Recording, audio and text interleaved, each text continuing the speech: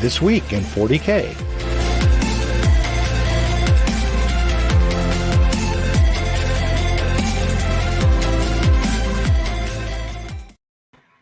Good morning, everyone. Welcome to Tuesday morning, September 6th of the 20 and the 22s.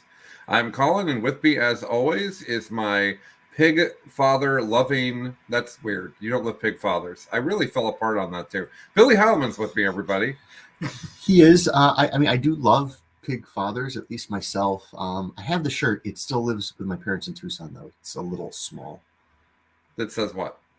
That I'm the best pig daddy. Oh. I own that shirt. It's a thing. My life Why is weird. And it lives at your parents' house because you're a child? Because my wife thinks that the mask that I've put on in the past several months was not put on, and so it's just not quite the right size. And so you weren't allowed to have the shirt with you? No, I chose that it's a lives with my parents, so I don't have to pack quite as much clothes when I visit kind of a shirt. Okay. Yeah. All right. Well, we have a big week. We do.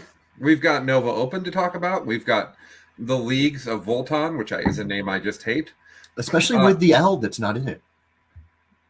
There's no L. No, Votann. That's what it is. It's like Voltron, only slightly less cool. Significantly less cool than Voltron. I would play a Voltron army. Oh, every single person our age would play a Voltron army. If there was like, okay, I'm deploying my 5 different robot kitties, and then they're going to combine, yeah, I'd be all about that. I mean, this is content people want. Which Voltron cat were you when you were playing with your Voltron cats? I don't know. I don't feel like I had just the one. I had the one. You didn't have you had the one that came, the 5 cats that came together to the giant. Yeah, but I didn't have a specific one that I was more excited about than the others. I was always most excited for the red one. I don't remember them actually having different personalities. That's how little I remember about the show. They had I always thought the red one breathed fire a little bit more, and like the blue one, weren't they sort of Captain Planet-y? And like the red one was fire. I just know that Power Rangers is literally the same show. True. But no, I bring it up because there's no L in Leagues of Votann. And you've been saying it with an L, and it's been triggering people, and I haven't been able to tell if you've been doing it intentionally or not. No, I'm just trolling everyone because mostly because I'm either that or I'm incompetent. It could be either one. You have a little bit of troll in you. I do have a little bit of troll in me. It's the part that makes me so big. All right, so let's move on to our top story because Billy and I are already well off the rails. Mm-hmm. Our top story.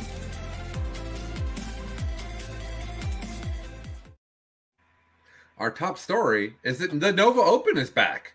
It is. This is one of my favorite tournaments. I have only been to it the one time, sadly. Mm-hmm. But the time that I went, which Brandon Grant won, by the way, the time that I went was in 2018. Mm-hmm. And Stephanie and I went early. And we went to the Museum of Natural History and the Air and Flight Museum. And then I went and played 40K. And then we flew home, and on our way home from the airport, we picked up one of our dogs. It was our gotcha day. So, Nova is like our favorite tournament because of how great that experience was. All those things together. Museums, really cool tournament, new dog. All of that together has Nova really just... I also won my pod. Oh, okay. Yeah, it was good. Yeah, Nova and I have an interesting relationship. Before I came back to San Francisco to go to law school, I helped found the Nova Open. I actually created the paperwork that made Nova be a 501c3 and then left. Ooh. So I've only actually ever been to one Nova. I left for law school 2 weeks before the first ever Nova tournament, which was on picnic tables, and then went back to the 10th anniversary one, in which I showed up and said, "Hi, Mike's expecting me." And the nice ladies working at the desk were like, "You're really weird. No, Mike Brandt is not expecting anyone." And I said, "Trust me, just call him." And then he came up and we had a big hug. But yes, so Nova and I have an interesting relationship that no one really should believe me about, but it's true. All right. What year are they on now? Well, I mean, because they took 2 years off for COVID. So this was the 11th Nova Open. But okay. 13 years because time stopped in March of 2020. Right. Okay. Well, Nova is really cool. It's in DC.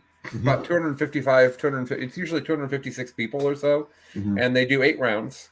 And what they used to do is they would play the first 4 rounds and just wild, just whoever you got paired into based on win-loss, and then they would take you based on your record and put you into a pod of 16 people.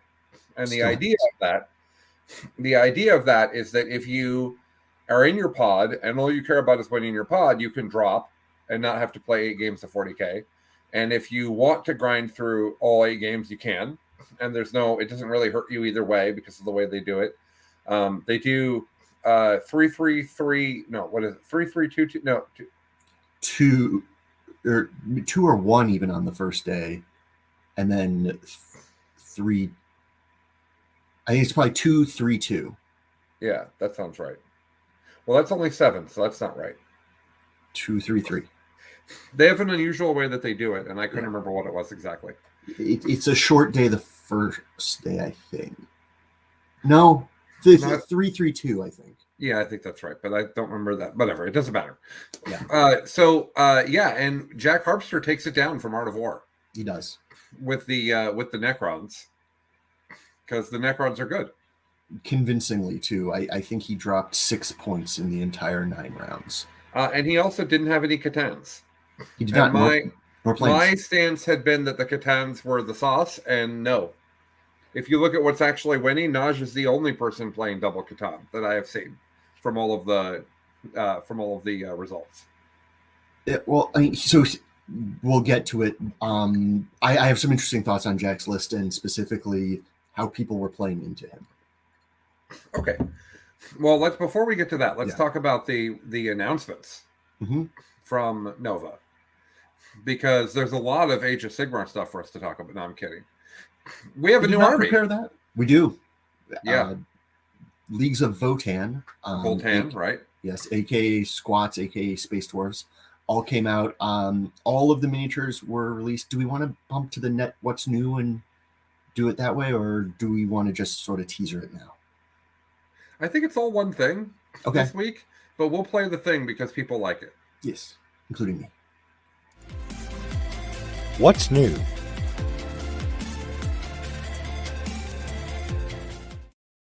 I really enjoy that. I mean, I get that this is mostly a audio medium, but for the 4 or 5 of you who watch it, my shoulders hop every time when we cut to that sound. They can't see us though when that's going. I know, and that's why I'm telling them it's really just the most niche of content. It's for you and I. Oh, right. Yes. Okay. I understand what you're saying. So, Billy, why don't you tell us about the leagues of Votann? There you go. So as we were alluding to, it's a brand new army. The last time there were rules in 40K for squats, I believe, was 2nd edition. 25 years ago or so, about a little over 1 Tyler Bortel. Yeah, a solid amount over a Tyler Bortel. It was early to mid 90s. Okay. And it got to the point where being squatted was actually, like, for those of you who aren't familiar with all of the Games Workshop lingo, being squatted actually meant just being removed from the game. There was a wonderful website, Our Squats Back in 40K, which just linked to something that said no. But now I believe it actually says yes. They are an Imperium army. They are slow but not. Tough and durable in an interesting way. The Leaves of Brocan. Yes, Vic Vijay. Vic, that's really funny. Good job on you. Yeah. Vic, hang out. You're going to get a shout out later when we talk about who's winning things. Yeah. But they're very shooty, very punchy, durable in a way that's going to be very annoying. For those of you who don't know, while at Nova, all of the miniatures dropped, and they are, even though I'm a diehard elf player, I think the miniatures are amazing.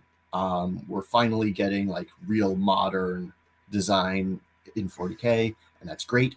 But along with the minis being revealed, the codex leaked and it's out there. And if you want to read the whole thing, talk to your favorite person who, is plugged in that, not even plugged in, just has access to friends who will share things. It shouldn't be hard to find. Yeah. And this is a place of happy-go-luckiness. This book is going to make dwarf players very happy for the first few games that they play. It is quite powerful. Yeah. The people who know things say that there wasn't a ton of testing on this book ahead of time. And while the book actually, putting my lawyer hat on, reads pretty well, the rules are not poorly written. They are very, very strong. They have a variety of different shooting mechanics. Basically, if you thought Hail of Doom was good, imagine enriched radium rounds from AdMech, but that also work in melee for your entire army against potentially your entire opponent's army all the time. Right. Auto wounding on 4s were those to hit, where those wounds count as 6s. On sufficient volume in interesting ways. If anyone here is a StarCraft 2 player and likes the Protoss walkers that shoot the beams, there's going to be a lot of beams coming in your new games. Well, and also every list has 3 tanks in it. Yeah, because the tanks are T9 if you take the faction that I think everyone's going to take. What? People are a little bit more hyped on the 4-up invuln one, not the T9 one. Okay, well, I don't know that a 4-up invul when you're a 2-up with Armor of Contempt is that important. It's the extra 4 inches of range on those beams. Oh, and the joke about 4 inches and dwarves. And, right. Yeah. Well, okay, but you could totally have them be T9. Mm-hmm. Mm-hmm. But they're like 16 wounds with a 2-up and Armor of Contempt with a whole bunch of guns for 230 points. They are preposterously undercosted. Yes. When we first got the book, I was reading it, and I said to John Lennon, "I don't think the tanks are that good." And John said, "Whoa, hold on! Before we do anything else, I have to literally roast you for the next 5 minutes." And it was because I read it as 320 points rather than 230 points. And John said, "Actually, even at 320 points, I'm taking 3." Oh yeah, 100%. Because I'm 90% certain it has void armor, which also means you can't reroll wounds against it or damage. Well, you don't get to reroll wounds against the entire army. Yes, because of the void armor. Right. Keyword. But that's what I love is that that's not even a sub-faction rule. No, that's just what if everybody in your whole army had one of the best defensive mechanics all the time forever. Mm-hmm. And it's in every sub-faction. It's incredible. I think that the book is getting the very traditional 40K overreaction. It is very powerful. It is certainly too powerful. Mm-hmm. But the way I have friends that are already messaging me telling me they're going to take breaks from 40K. Come on, people. Have you really not been through this before? Have we really not seen powerful codexes before and been worried about how powerful they were going to be? Like, come on. Yeah, don't do that for 2 reasons. One, not everyone is going to play them for reason number 2 that I'm going to get to. But the game is just fun still. Even if you put one very, very powerful codex into the mix, that's not going to be most of your games at a tournament, and tell your practice partner, hey, I want to get a game not against Votann, and you'll get it. So you can still get all of the fun in 40K that you won't have. And 2, we don't know what miniature availability is going to be. There's no backstock of this. Right. So very possibly what's going to save us. And for those who don't know, another tanker ship was stuck in the Suez Canal last week because time is a flat circle. So we don't know how easy these things are going to be to get your hands on. At what point in the Jeremy Baramy is that? It's the eye. It's the dot over the eye. It's the dot. That dot broke me. I'm broken now. But no, look, assuming they get toned down, and GW is much faster these days on actually responding to true problem rules, it wouldn't take a ton to tone them down to where they're just right there at the top with the other armies that we're going to talk about shortly. It's going to be fun. It's going to get a lot of people excited. It's going to sell a lot of miniatures because, by the way, GW is a company that needs to make money. And the models are cool. They are. Again, men of a certain age, when the Land Fortress was revealed, there were a lot of people hearkening back to the G.I. Joe Cobra Bug. Which I had. Oh, yeah, me too. Yeah. It was the happiest I ever was on a Christmas morning, was when I unwrapped that. I got the particularly aircraft carrier for Christmas morning in the 80s, and that was that was very memorable because the box, we had this huge fireplace, and the box was so big that the box was a big, thin rectangle, and it blocked the fireplace, so I couldn't see the stockings. It turns out my father had hidden it at our neighbor's house, and the old man that lived next door and my dad carried the box because I didn't go to sleep on early. They carried the box down the street at like 2:00 in the morning. I just wish that I could have been there for that. It also, the Land Fortress, Vanilla is actually right. If you haven't looked at the picture that paints the Land Fortress in the Teenage Mutant Ninja Turtle, in the Teenage Mutant Ninja Turtle theme, it is literally the truck from Teenage Mutant Ninja Turtle. It's literally, yeah. So here's what I would say about Votann. That's going to be really hard for me. Can I just call them dwarves? Is that okay? Yeah. Call them squats. Here's my problem here's the thing about dwarves. The reason why you don't need to take a break from 40K. First of all, we don't have a release date. No. Second of all, we don't actually know how good they are. I know they're too powerful. Everybody seems to know that, and people are testing them and they're being crazy. Until they are on the table en masse, we won't know exactly what their weaknesses are, and we certainly won't know how to build against them and play against them. If you can't build against them and play against them because they're just simply too powerful, GW has demonstrated that they are perfectly happy to nerf a book in its first FAQ. They've done that several times recently. Additionally, if their win rate, if they're crazy oppressive, they'll just get nerfed the hell down. It's just what will happen. And if they're not crazy oppressive, you'll learn how to play against them and you'll learn how to build against them like you have everything else. It's a brand new thing that needs to be able to hang with the other ridiculously overpowered books of 9th edition. It needs to be powerful for them to sell their model line. And I think it is. And I think that's okay. And I don't think that it's going to ruin the game. And if it does ruin the game, it'll be for under a month. That's my take on GW's shown a pretty quick response to this as of recently. The problem with right before 9.5 came out is we had too many S tier armies. I think the reason we got everything we did when we got it is because there was too many overperforming armies. It wasn't like they could just fix the one outlier. There were too many that were up there wrecking everybody, and now we pretty much only have Necrons and Nids. All right, really quickly before we move on, there were one other announcement, new Chaos Berserker models, more dynamic poses. They looks like they took the CAD file for the new Chaos Space Marines and corned them up.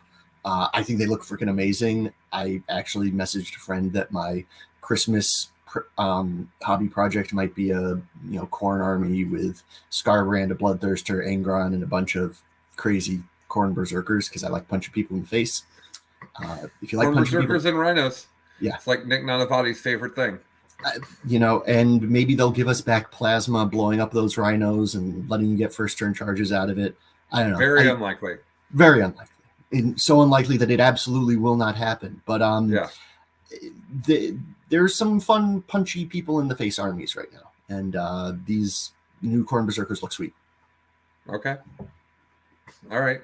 I did, just as a note for everyone, I have now played 4 games of 40K into the Demon's Codex. Ooh.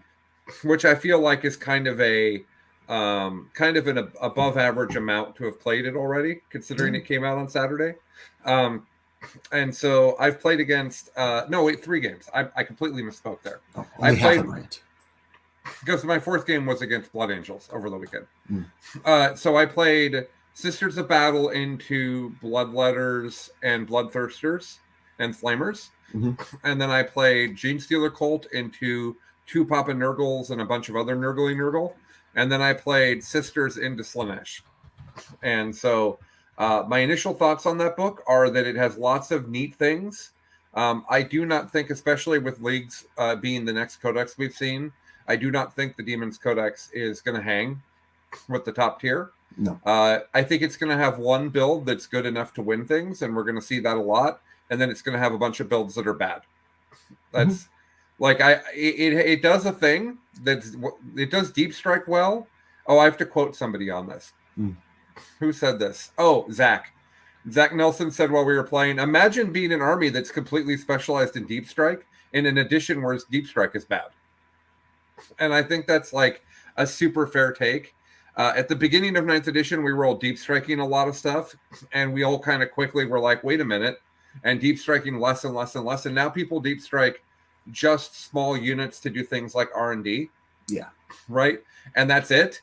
And the demon army is basically built to be a deep strike army. So if your opponent knows how to screen, it's simply not good enough. But that being said, the flamers are hilarious. Yeah. Flamers are so undercosted, it's hysterical. They're like, what if I was fast, shot really well, and was pretty durable to shooting for 25 points? And it's like, yes, Flamer, that'll do just fine. So pretty pleased with the demon book. I think it plays well, and it's neat, and it's certainly the 3 different lists I played were all flavorful in their own way. But it does seem like it is not at the power level of everything else.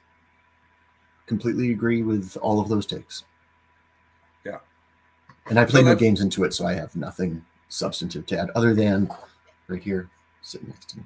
So yeah, the other thing that's interesting, put that book back up for just a second. I think that artwork looks different. I think the art style of the front of that book looks different from the rest of 9th edition. I feel like it might be the 10th edition direction. I mean, I know that these are probably supposed to be one of the most grim and dark factions, but that's very colorful. Yeah, fitting with our show's overall motif. Like, this is a little bit happier, a little bit brighter, a little bit more pop. Neither grim nor dark. Yeah, and I'm all for it. Can we just have Chris make a shirt that says neither grim nor dark for us? That's what it's going to be as soon as Chuck finishes the artwork. That's why I've been politely nagging at him in the Discord. Is it my 4th cartoon, Colin? I think it's my 4th cartoon, Colin. It's going to be my first cartoon, Billy, and I'm ridiculously excited. Okay, maybe people will buy shirts from the merch store. I'm using that money to pay for the people that make all this stuff. I will be wearing it, and my coffee mug is going to become it, and I've been just waiting. Right. Okay, so we have to talk about who's winning 40K now. Let us. All right. Is it Vic? Is that what we're talking about? You said we will when we get down to that one. All right. What's winning?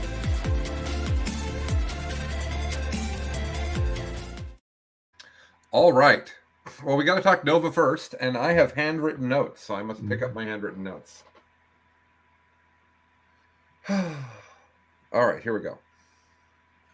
Oh, where to go? It'd be great if I lost my handwritten notes. The impressive thing is they're handwritten notes, but onto a digital sort of paper, which is an awesome mashup of times. Well, I take all my notes digitally pretty much. Okay, so starting off, we have the Nova Open that had 272 people. It says it had 9 rounds, which is not the 8 rounds that I mentioned. So it must have been 3-3-3. Yeah, and those were the records. And it was won by Jack Harpster playing Necrons. Yes, Necrons are in fact too good. Everyone said that, and it's for sure true. I still think that despite the Biff episode where we talked about the fact that data-wise Necrons aren't at the top exactly, I think they're absolutely at the top, and the longer we sit in the current meta, the more Necron win rates will go up. They are just too good. So Jack had, interestingly, he had no Catons. He had 6 of each of the destroyers, whose names I can never say. And then he had 2x6 Scorpex, and then 2x9 Scarabs is basically the list with only 1 unit of Tomb Blades. There was a third Scarab squad of 3 as well. Oh, okay. Yeah, so really what Jack has here is a list that holds the table. It punches you hard. It doesn't die quickly. And it scores 1 million secondary points. And also amusing is Jack had not played practice games. So Jack, my understanding is that he went 9-0 and he's now played 9 games with Necrons. That's my understanding. Now, before people think that that's how broken Necrons are, I will point out that from Jack's friends, I have been told that Jack does not ever play practice games for tournaments, and when he does worse at the tournament. I don't understand that logic problem, but so be it. So congratulations to Jack Harpster, one of the nicest people in 40K from Art of War, for winning Nova. I'm sure he's super hyped. That's a pretty big tournament to win. Yeah. Second place was another wonderful human named Matt Schuckman. Matt is a phenomenal Eldar player that I've been trying to get to Charity Hammer for years. And he took Ulthway, of all things. And I just got done telling people that I thought Ulthwé was like the 4th or 5th most competitive faction for Eldar, and Matt is like, no, hold my beer. His list is incredibly MSU. It's got 5s of Dire Avengers and 5s of Hawks and 5s of Banshees, but he also has the Avatar and 3 Falcons. Yeah. It's I'm going to be honest, guys. Eldar player here, no idea. I look at his list and I think, I guess we need to get him on the show. That's what I look at. So I'm going to try to put together Hank interviewing Matt for next week to talk about this Ulthwé list, because I believe he has secrets that we need. And just from watching his 2 games,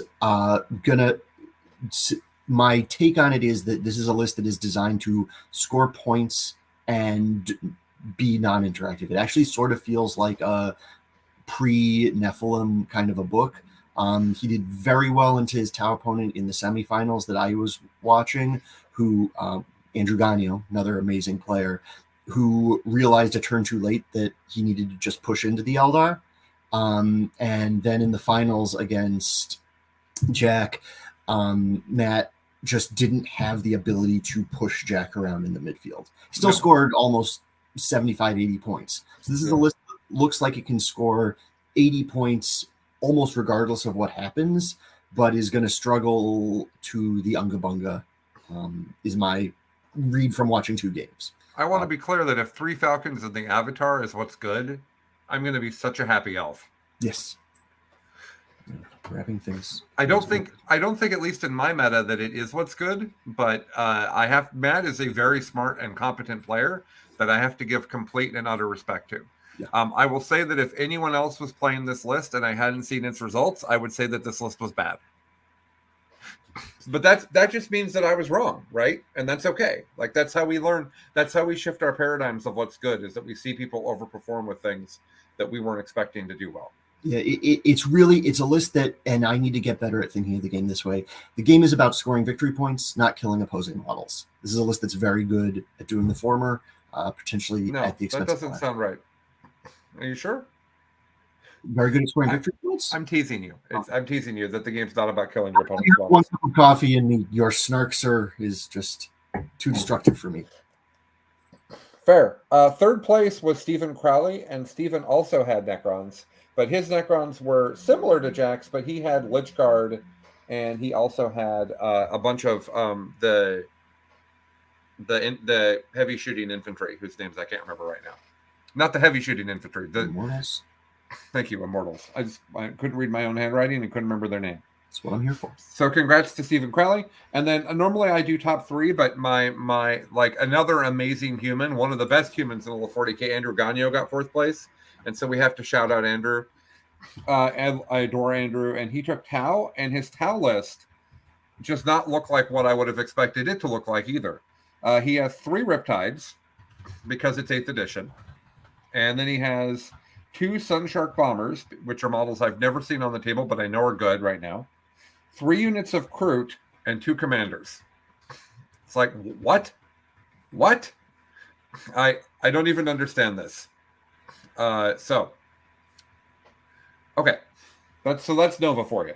Mm-hmm. Next up, we have the Game of Westeros, and that tournament was in Sweden with 92 players and 5 games, and it had WTC scoring, and it was won by Harlequins, and the Harlequins that won the tournament is Pedro Chavez, and he won with his Harleys, and I love that. Did you see this Harlequin list, Billy? No, I love didn't take a look.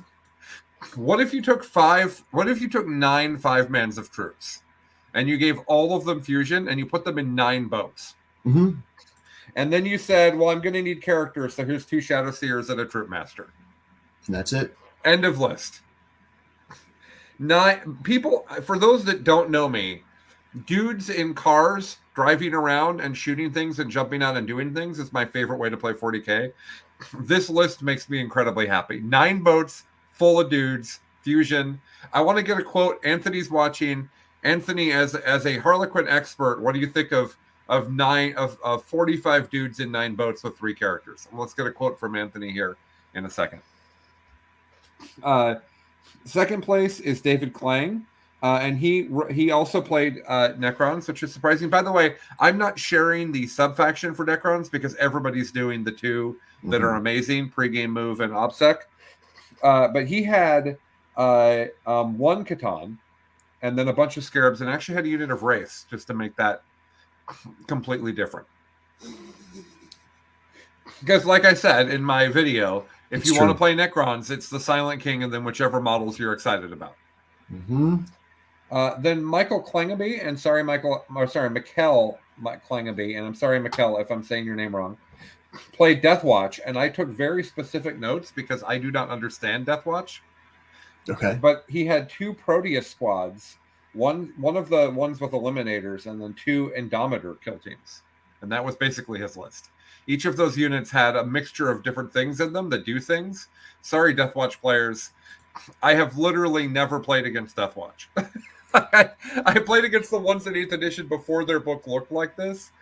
I simply do not have Deathwatch knowledge. If you'd like to find his list, it's in BCP under Game of Westeros. And I want to congratulate Michael Klangaby because he actually just got a tie. He didn't even lose. Yeah. So, and then just a shout out that Robert Gustafson got 4th place with Bloody Rose. Just some sisters still performing there. Showing that Colin is bad at playing sisters because everybody else is able to make them work. Not everybody, but you know, it's very much a faction that rewards dedication. That's very true. I got to play them twice this weekend. There's going to be bit reps of both. One of the times I played them into Slaanesh in one of the best games of 40K most entertaining games of 40K I've ever played. Paul Winters and I are going to do that bit rep together. Fun. So that should be fun. And then I also played them into 2 Bloodthirsters, a bunch of Flamers, and 40 Bloodletters. And that game was also really interesting. So both of those will be bit wraps out in the next little while. Okay. The Med Cup solo in Simienne, Cologne, France, do we think? Yeah, I can't. I just know I can't pronounce French words. I think it's like in that first one. All right. 80 players, 5 rounds. Data not anywhere that I found. So Tyranids got 5-0. Chaos Knights tied and also got 5-0. Then we had Tyranids and Sisters at 4-0-1. Sorry, the people there. Your data was not easy for me to find. Next up is RatCon 2022 in Ballarat East, Australia, with 74 players in 5 rounds. 6th place is a Yannari list that Billy's excited about, but I do want to shout out that this tournament's going to get extreme coverage on Frontiers this week. Frontiers is going to spend a lot of time on this tournament, so if you want to know more about it, you can check that out.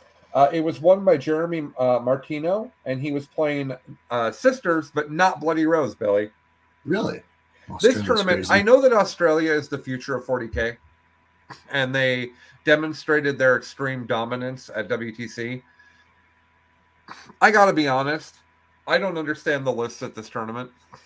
This tournament appears to be played in a completely different meta than I recognize for 40K.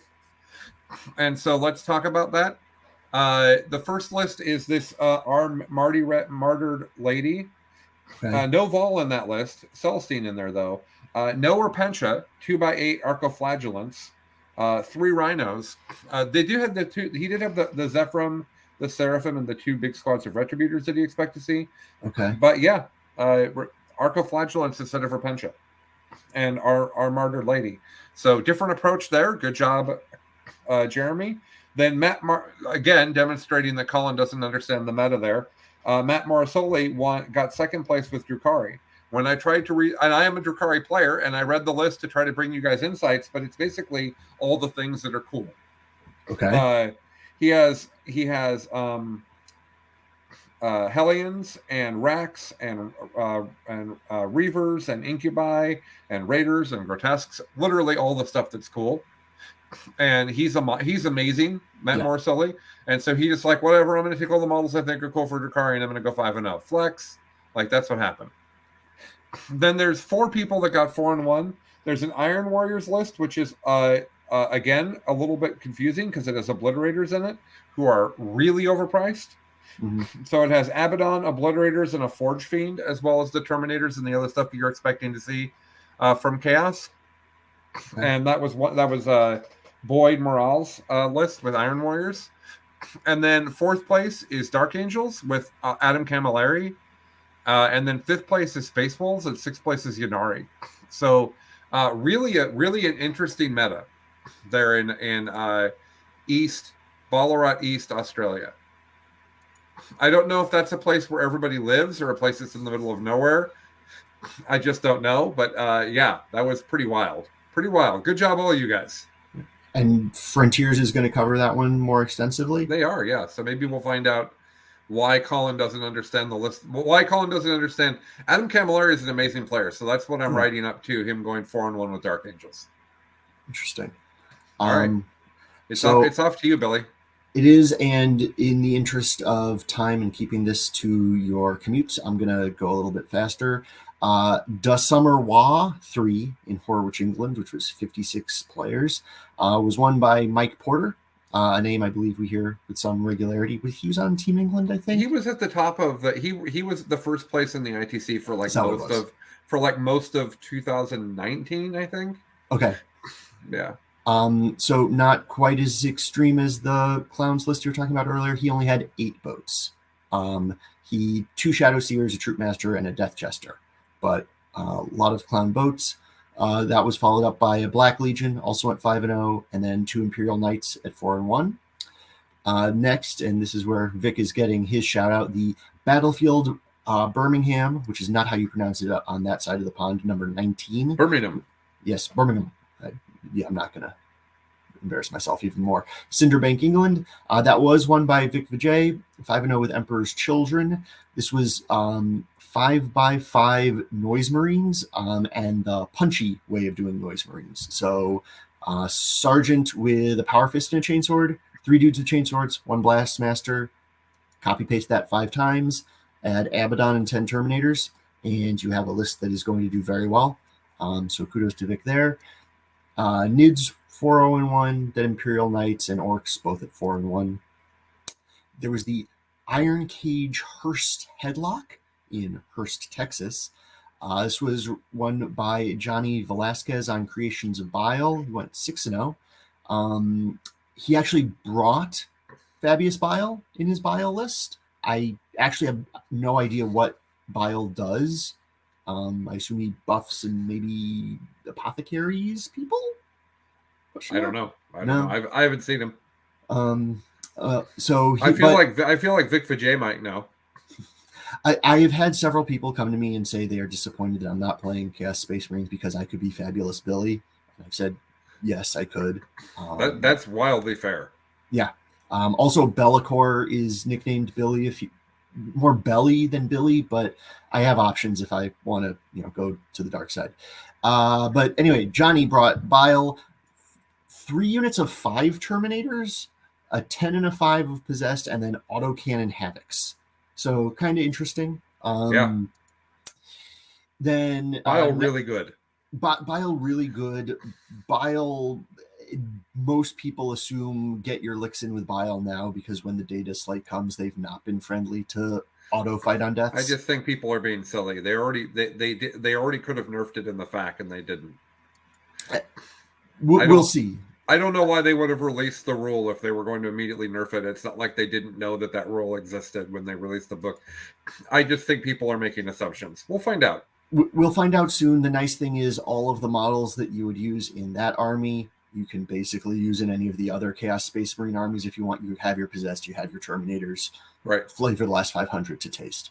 Necrons and Guard both went 5-1 there. Then there was the Midcon GT in Viborg, Denmark. This was won by Rasmus Olsen with Tau, 5-0. Hammerheads and Bombers. Just all of the guns, not a lot of board presence there. There was like 1 small suit unit. Custodes and Tau, also 4-1 there. There was the Hertfordshire GT in Hertfordshire, England. This was won by Jack Downing. Vic VJ would like us to know that apart from being extremely fabulous, he doesn't do much for one of those precious HQ slots. Thanks, Vic. That's great. Speaking as another Fabulous Billy, that seems very on brand for us. We are fabulous and don't do much. Hertfordshire GT, Hertfordshire, England, 40 players, 5 rounds. Jack Downing won it with Ravenwing. So Dark Angels doing well at several tournaments on complete opposite sides of the earth. Then, boy, do I love the second and third place. There was Ynnari and Space Wolves. The Ynnari list, both this one and the one you glossed over earlier. I'm just gonna have this podcast take credit for it. It was basically the top half of your list.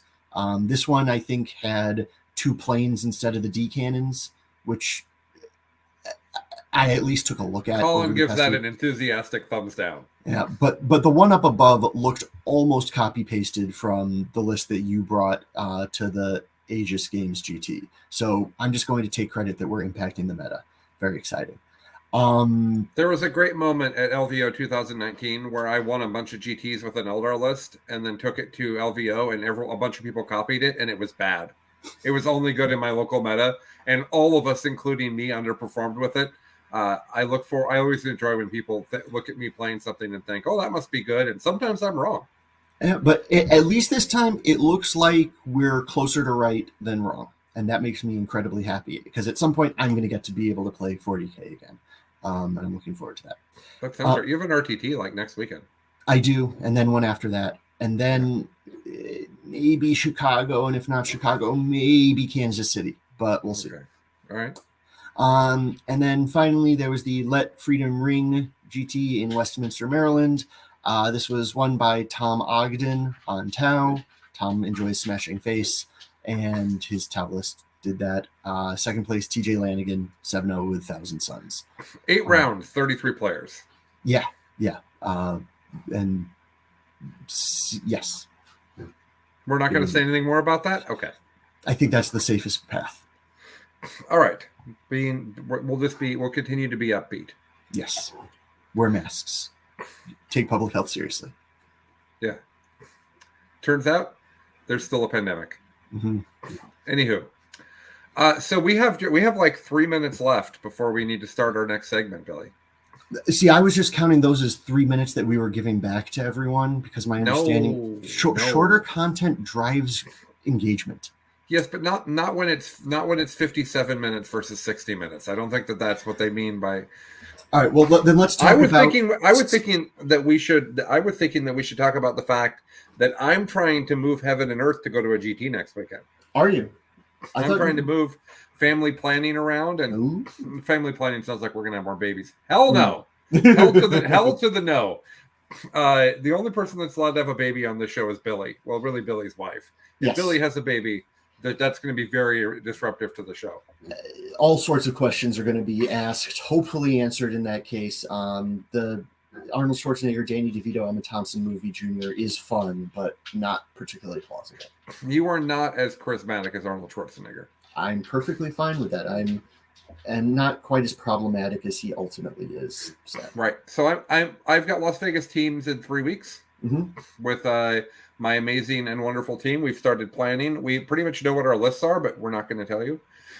But I am probably going to take my list to a GT this weekend locally that basically has all of the murderers in the Pacific Northwest at it. Tyler Bortel's back. So the whole TNG crowd's there. My show's all there. I don't know if Mitch is there. Chuck is going to be there. I thought Mitch was going to be there, but then I doubted myself when I said it. So I don't know if Mitch is going to be there. But yeah, it's going to be a really great time. And I thought it's over in Aberdeen. It's called Harbor Heresy. If you're in the area, there's tickets left. There's like 50 people going to be there right now. Always a good time. I would, if I go to that, just so you know, if you're following me along, I'm literally there for teams practice. So I will be bringing my team's list, which might not be the same as my I need to beat everybody list. So, yeah. So that's what's going on next weekend. With that, we had an opportunity to do something fun with Hank's List Corner this week. Did you know that, Billy? I do know that, but the rest of the people do not. Oh, okay. Well, why don't you tell them what's going on here? Because I'm realizing that I don't have the link ready. Okay. So as we mentioned at the top of the show, the Votann rules are out in the wild, and some of our more industrious members of the network have been hard at work trying to see what it's all about. One of those, Nick Olson Johnson. has gotten some test games in, and I believe he's going to tell us what he has learned from those test games, along with some wild speculation. If you enjoy that sort of thing, this past week's TNG definitely covered quite a bit on both squats and demons, and was a wonderful listen, and I highly recommend. They also could become a member of our YouTube and get access to bit reps and a number of other things, but also get access to the additional 45 minutes of Votann coverage that Naj had played 5 games with Votann already when they recorded this. So it's not quite 6. It's not quite 6, but he did have the data. So here we go. Here's Hank and Naj talking about some dwarves. Here you go, everybody.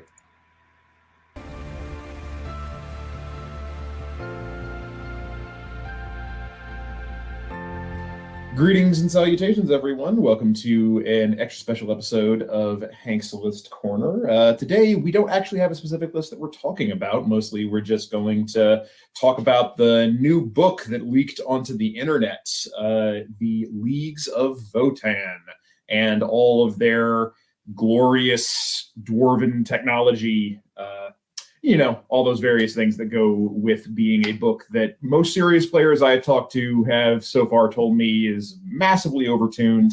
And we're going to examine and see if there is any truth to that.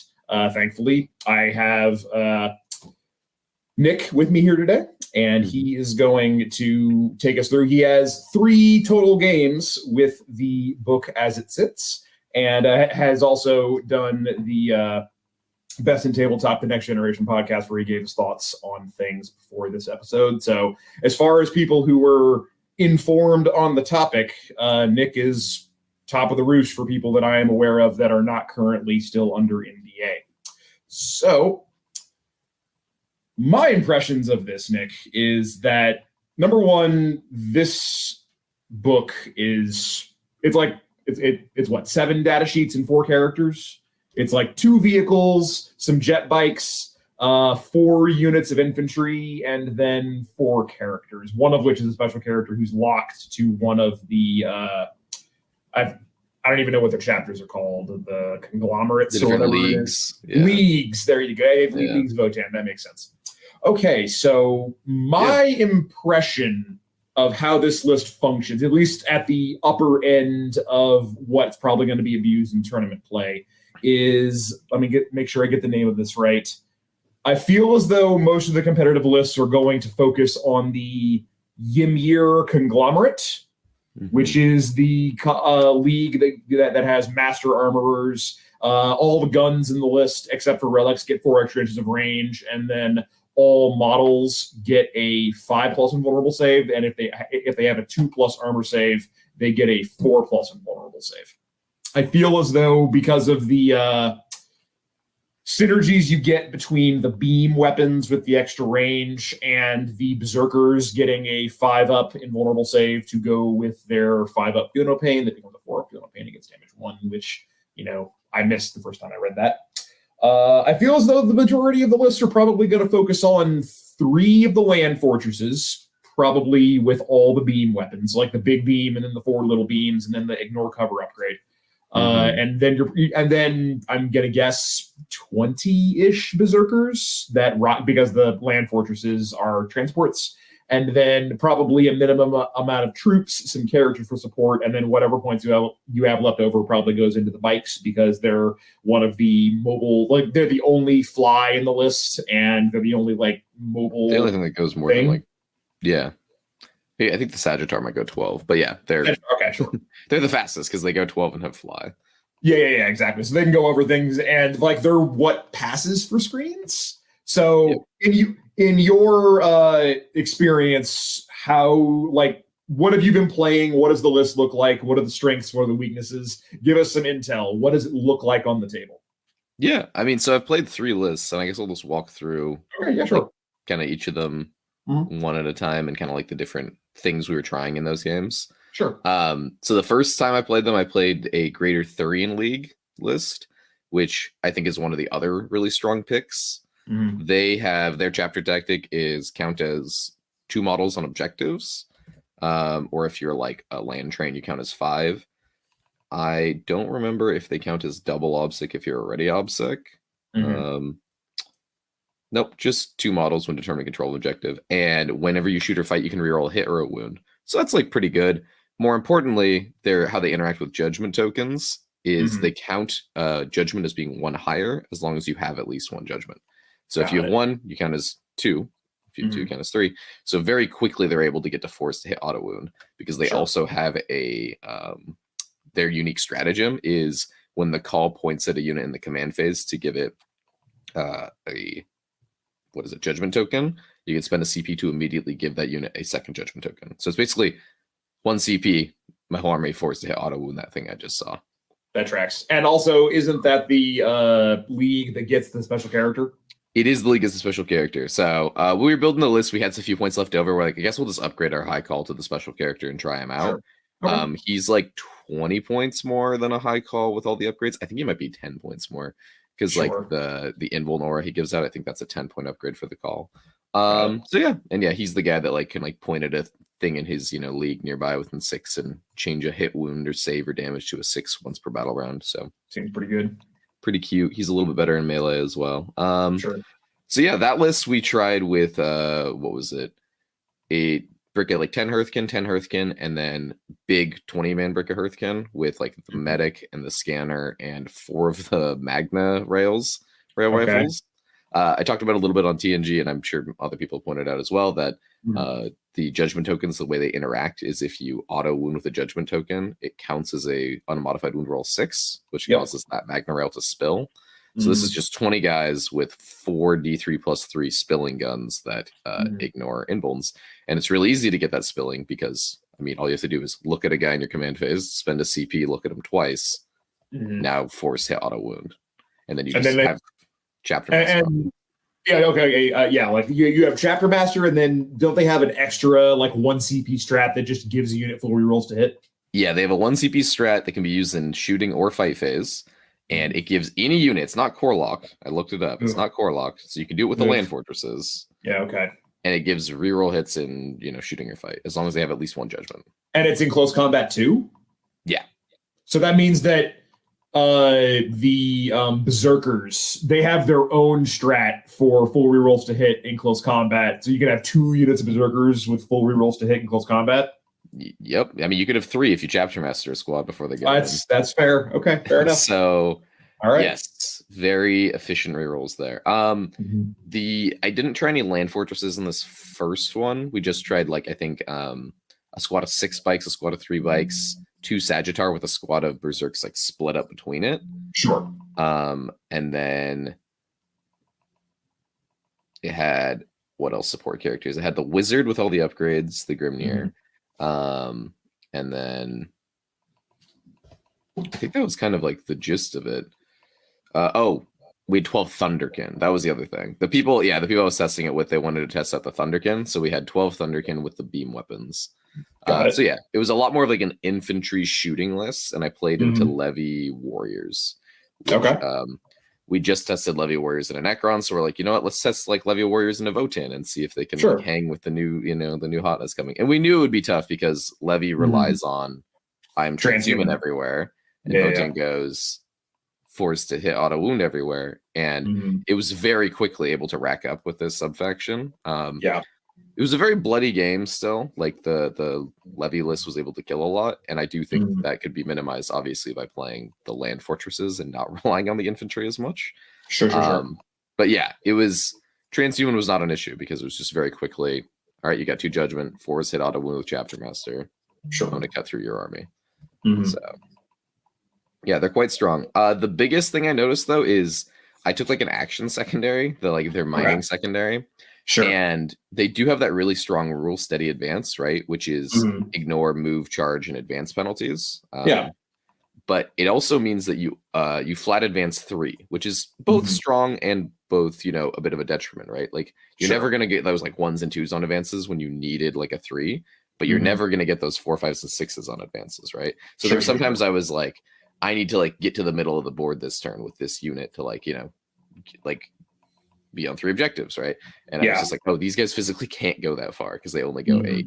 So that was something I was like noticing. I'm like, okay, you have to kind of like think ahead.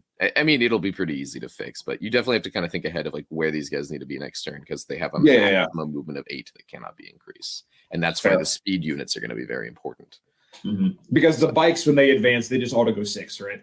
Yeah, the bikes go 12 plus 6, they go 18. You could spend a CP to make them go an additional 6 when they advance because they're accelerated.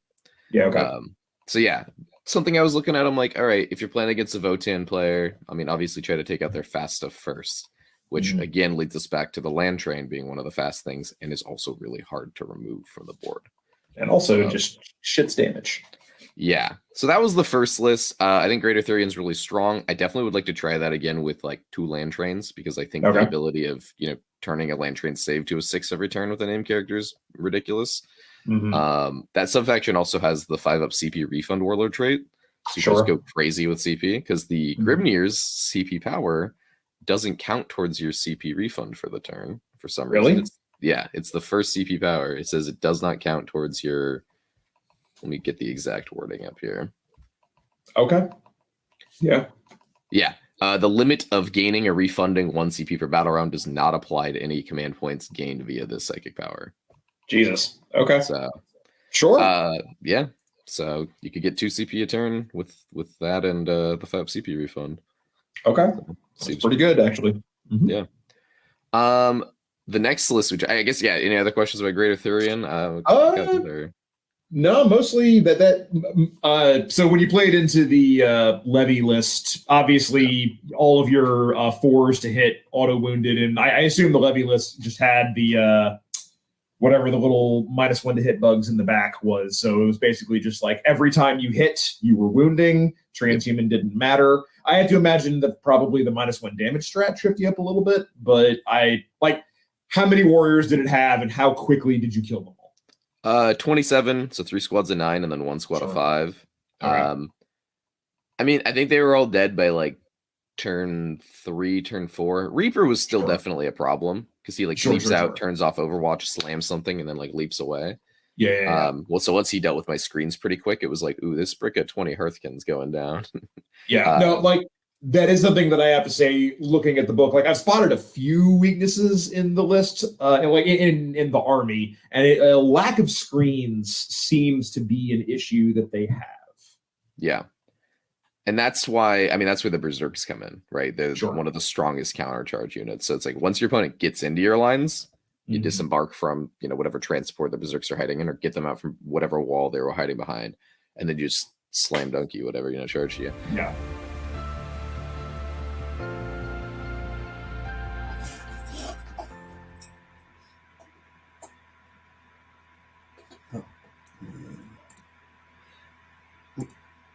Well, I hope you all enjoyed that. It's interesting, and there's another 45 minutes of it if you're willing to become a member of this YouTube channel. And part of the reason that you should do that and you should share this is that if we can get to 5,000 overall subscribers, we get to sign an NDA with GW and learn things early.